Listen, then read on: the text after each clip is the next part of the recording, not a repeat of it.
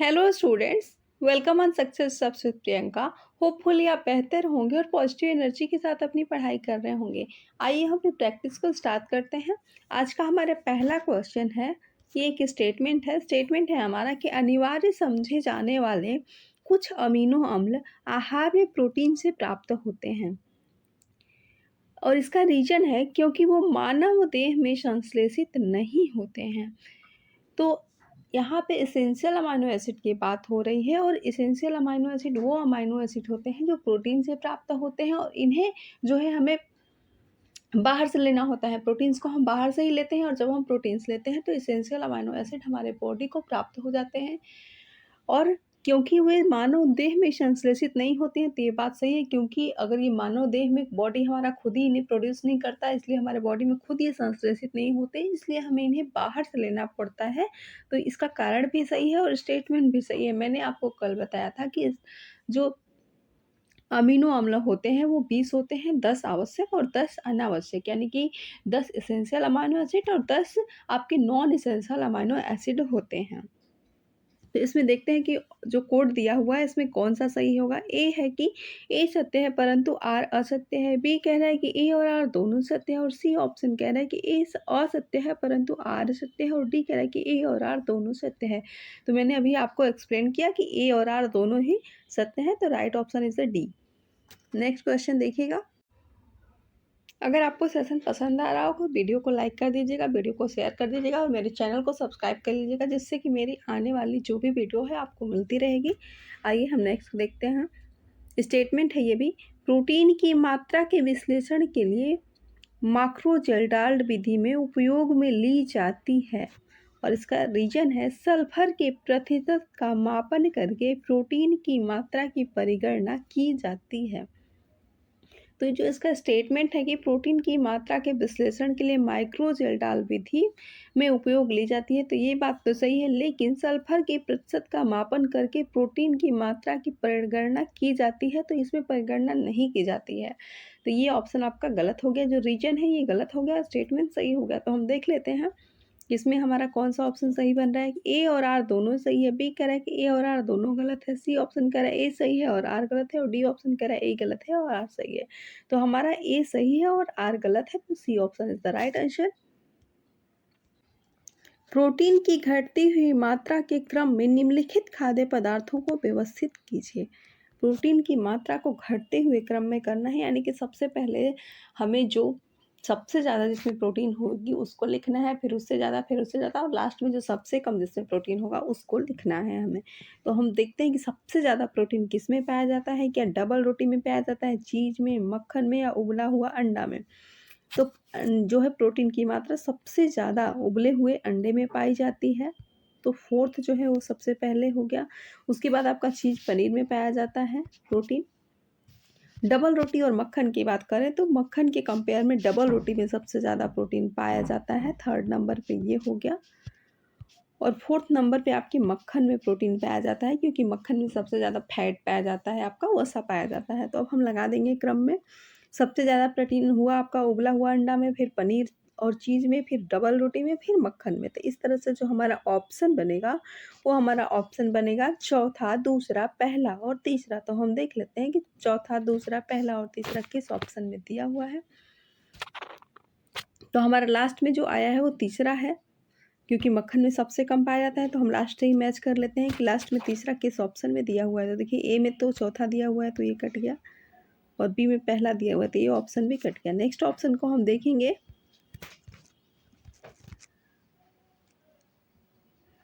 Actual में उसका next option मैंने लिया नहीं हुआ है, नेक्स्ट ऑप्शन को मैं बना देती हूँ यहाँ पे। सबसे पहले उबला हुआ अंडा, फिर उसके बाद आपका सेकंड चीज़ में, फिर आपका फर्स्ट ऑप्शन डबल रोटी में, और उसके बाद लास्ट में थर्ड ऑप्शन होगा। ये इस ऑप्शन को बना लीजिए, ये ऑप्शन जिसमें सही होगा वही ऑप्शन सही हो जाएगा। नेक्स्ट क्वेश्चन देखिएगा। कुछ स्टूडेंट्स पूछ रहे थे कि मैम क्लास का टाइमिंग क्या होता है। तो क्लास टाइमिंग हमारा मंडे टू फ्राइडे रोज़ शाम 4 बजे हमारी क्लासेज होती हैं, और शाम को 3 से 4 बजे के बीच में जब भी मैं फ्री होती हूँ तो उस समय मैं आपके कम्युनिटी टैब में एक क्वेश्चन डालती हूँ। वो आपके प्रीवियस ईयर में पूछा गया क्वेश्चन होता है, तो उसको आप लोग सॉल्व किया करें, वो आपको एग्ज़ाम में काफ़ी हेल्प करेगा। और आप लोग मुझे टेलीग्राम पे आप ज्वाइन कर सकते हैं, लिंक आपको इसी वीडियो के डिस्क्रिप्शन बॉक्स में मिल जाएगा। निम्न खाद्य पदार्थों को प्रति 100 ग्राम खाद्य पदार्थों से प्राप्त होने वाली प्रोटीन की मात्रा के आधार पर बढ़ते हुए क्रम में लगाना है। ये दिया हुआ है मुर्गी का अंडा, दूसरा दिया हुआ है बादाम, तीसरा दिया हुआ है सफ़ेद डबल रोटी, चौथा दिया हुआ है राजमा और पांचवा दिया हुआ है आपका भैंस का दूध। तो इनको हमें कूट में लगाना है कि सबसे ज़्यादा प्रोटीन जो है किस में पाई जाती है, मतलब सबसे पहले कम को लगाएंगे, फिर उससे ज़्यादा करके लास्ट में जो सबसे ज़्यादा जिसमें प्रोटीन पाया जाता है वो ऑप्शन हमारा आ जाएगा। तो बात करें हम राजमा की, तो राजमा में सबसे ज़्यादा प्रोटीन पाया जाता है। राजमा एक प्रकार की दाल है और दालों में प्रोटीन तो पाया ही जाता है। तो अब देखते हैं, दालें हमारे जो है प्रोटीन की एक अच्छा रिसोर्स होती हैं। तो हम देख लेते हैं सबसे कम प्रोटीन किस में पाया जाता है। तो सबसे कम प्रोटीन आपका भैंस के दूध में पाया जाता है। तो फर्स्ट नंबर पे ये 5th हो गया हमारा। इसके बाद सेकेंड नंबर पे, इसके बाद डबल रोटी में पाया जाता है। भैंस के दूध से ज़्यादा डबल रोटी में होता है और डबल रोटी से ज़्यादा आपका मुर्गी के अंडे में प्रोटीन होता है, फिर बादाम में होता है और लास्ट में राजमा में, क्योंकि राजमा में सबसे ज़्यादा प्रोटीन आपका होता है। तो हम देखेंगे कि सबसे पहले भैंस का दूध जो पहला है वो किस में ऑप्शन में दिया हुआ है, पाँचवा। तो देखिए, हम आपको बताएं हैं कि इस तरह के बड़े क्वेश्चन को करते हुए हमेशा हमें ऑप्शंस पे कट लगाते चलना है। तो देखिए, सबसे पहले ए का पाँचवा किस में दिया हुआ है, तो ए में तीसरा दिया हुआ है, तो ये ऑप्शन तुरंत कट गया। बी में पाँचवा दिया हुआ है और डी में तीसरा दिया हुआ है, तो ये दोनों कट गया। अब हमें सी और बी में चेक करना है। दूसरे नंबर पे हमारा क्या आया है, डबल रोटी। तो इसमें भी डबल रोटी दिया हुआ है तीसरा, इसमें भी। तो अभी हमें और चेक करना पड़ेगा। फर्स्ट जो है आपका दिया हुआ है कौन सा, हम लोगों ने फर्स्ट तीसरे नंबर पे है फर्स्ट, इसमें भी तीसरे नंबर पे फर्स्ट है, इसमें भी तीसरे नंबर पे फर्स्ट है। मुर्गी का अंडा तीसरे नंबर पे प्रोटीन में है, तो अभी भी हमें क्लियर नहीं हुआ।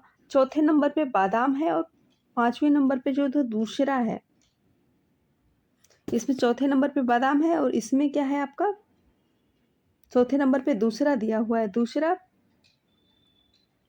दूसरा क्या है, बादाम है और चौथे नंबर पे जो ये राजमा है। तो यहाँ पे हमारा जो है चौथे में कौन सा ऑप्शन हमारा सही है, चौथे नंबर पे इन सब के सीरीज में कौन आ रहा था हमारा, चौथे नंबर पे हमारा बादाम आ रहा था जो दूसरे ऑप्शन में दिया हुआ है। तो यहाँ पे दूसरा है जबकि यहाँ पे चौथा है। और लास्ट में यहाँ पे हमारा सबसे ज़्यादा प्रोटीन किस में पाया जा रहा था, राजमा में। तो लास्ट में चौथा दिया हुआ है इसमें दूसरा दिया हुआ है बादाम। तो इस तरह से ये ऑप्शन भी कट गया और राइट ऑप्शन हमारा सी हो गया। नेक्स्ट क्वेश्चन देखिएगा, आवश्यक वसा अम्लों में शामिल है, कौन शामिल है। ए कह रहा है स्टेरिक अम्ल और लिनोओलिक अम्ल, और बी कह रहा है ओलिक अम्ल और लिनोलिक अम्ल, सी कह रहा है प्लाज्मेटिक अम्ल और लिनोलेनिक अम्ल, और डी कह रहा है कि लिनोलिक अम्ल और लिनोलेनिक अम्ल। तो आवश्यक वसा अम्लों में आपका लिनोलिक अम्ल और लिनोलेनिक अम्ल शामिल होते हैं और ये जो है पोषण की दृष्टि से अत्यंत इम्पॉर्टेंट और अत्यंत जो है महत्वपूर्ण होते हैं और ये आपके तेल में, फैट में ज़्यादातर के मिलते हैं। नेक्स्ट क्वेश्चन देखिएगा, अमीनो अम्ल जिनका संश्लेषण शरीर नहीं कर सकता डॉट डॉट डॉट अमीनो अम्ल कहलाते हैं। वे कौन से अमीनो अम्ल होते हैं जिनका शरीर जो है अवशोषण नहीं कर पाता, उनको खुद प्रोड्यूस नहीं करता और अवशोषण नहीं करता है, वो कौन सा अम्ल है। तो क्या वो गैर आवश्यक है, आवश्यक है, सी कह रहा है आंशिक और डी कह रहा है साधारण। तो आवश्यक अमीनो अम्ल इसेंशियल अमीनो एसिड का जो है संश्लेषण शरीर नहीं करता है, नॉन इसेंशियल अमीनो एसिड का संश्लेषण बॉडी द्वारा हमारे होता है। तो वे अमीनो अम्ल जिनका संश्लेषण शरीर नहीं कर सकता वो आवश्यक अमीनो अम्ल यानी कि इसेंशियल अमीनो एसिड होते हैं। अमीनो अम्ल संख्या में 20 होते हैं, 10 इसेंशियल अमीनो एसिड और 10 आपके नॉन इसेंशियल अमीनो एसिड होते हैं। नेक्स्ट क्वेश्चन देखिएगा, डॉट डॉट डॉट प्राकृतिक बहुलक हैं, कौन है। ए कह रहा है विटामिन, बी कह रहा है खनिज, सी कह रहा है वसा और डी कह रहा है कि प्रोटीन। तो हम सब ने पढ़ा है कि प्रोटीन्स आर पॉलीमर्स, तो क्या इसका ऑप्शन हो जाएगा, प्रोटीन्स जो है बहुलक होते हैं, प्रोटीन्स आर पॉलीमर्स। ये बुक में सीधी सीधी लाइन लिखी हुई है आपके, तो इसका राइट ऑप्शन डी हो जाएगा। निम्नलिखित एक सल्फर युक्त अमीनो एसिड है। ए कह रहा है लाइसिन, बी कह रहा है मेथियोनिन, सी कह रहा है फिनाइल एलानिन और डी कह रहा है वैलिन। तो मेथियोनिन आपका एक सल्फर युक्त अमीनो एसिड है और एक पूर्ण प्रोटीन में आता है। B option is the right answer. Protein की घटती हुई मात्रा के क्रम निम्नलिखित खाद्य पदार्थों को व्यवस्थित कीजिए। प्रोटीन की घटती हुई मात्रा के क्रम को हमें व्यवस्थित करना है कि अगर प्रोटीन की बॉडी में कमी हो जाएगी तो हमें क्या दिक्कत होगी, हमारे बॉडी में क्या होने लगेगा। तो बात करें, सीरम फेरेटिन स्तर में गिरावट होगी, अस्थि मज्जा में स्टेबल आयरन का घटना होगा, हीमोग्लोबिन स्तर में गिरावट होगी या शरीर में आरक्षित लौह भंडार का निःशेषण होगा। तो अगर बॉडी में जो है प्रोटीन का सब कमी हो जाता है तो सबसे पहले हमारे हीमोग्लोबिन के स्तर में गिरावट होगा। तो थर्ड जो है सबसे पहले होगा, थर्ड नंबर। उसके बाद हमारे बॉडी में शरीर में जो आरक्षित लौह भंडार का निःशेषण होने लगेगा। हमारा बॉडी जो है जो भी आयरन स्टोर किया होगा वहाँ से शरीर में जो है कार्य करने के लिए बॉडी वहाँ से आयरन को लेने लगेगी। तो दूसरे नंबर पे फोर्थ हो गया। उसके बाद अस्थि मज्जा में स्टेबल आयरन का घटना, जो अस्थि मज्जा है वहाँ पे स्टेबल आयरन जो स्टोर है वो घटने लगेगा हमारे बॉडी में। तो दूसरा तीसरे नंबर पे आ गया। उसके बाद जो हमारे बॉडी में सीरम फेरेटिन लेवल होता है उसमें गिरावट आ जाएगा। इस तरह से हमारा जो ऑप्शन बना है वो ऑप्शन बना है तीसरा, चौथा, दूसरा और पहला। तो हम चेक करेंगे कि सबसे पहले किस ऑप्शन में तीसरा दिया हुआ है। तो देखिए, ए में पहला दिया हुआ है तो ये ऑप्शन ऐसे ही कट गया, बी में चौथा दिया हुआ है तो ये कट गया, सी में आपका दूसरा दिया हुआ है तो ये भी कट गया और डी में आपका थर्ड दिया हुआ है। तो एक ही ऑप्शन को चेक करने से हमारा राइट ऑप्शन मिल गया और हमारा ऑप्शन बना है तीसरा, चौथा, दूसरा और पहला। D option is the right answer, क्योंकि हमारे बॉडी में सबसे पहले हीमोग्लोबिन के स्तर में गिरावट होगी, उसके बाद शरीर में जो है आरक्षित लौह भंडार का निःशेषण होगा, उसके बाद अस्थि मज्जा में स्टेबल आयरन जो है घटने लगेगा और लास्ट में सीरम फेरेटिन लेवल में गिरावट आ जाएगी। आज के लिए मैंने इतने ही क्वेश्चंस रखे थे। Thank you for watching with us, take care.